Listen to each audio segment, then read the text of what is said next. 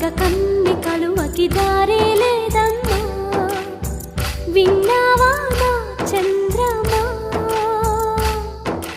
జాలి తలవని జ్వాలలో పడి కాలిన కలనమ్మా. చూశావా నా ప్రాణమా, తీయని పాటకి పల్లవి పాడిన చల్లని స్నేహితమా.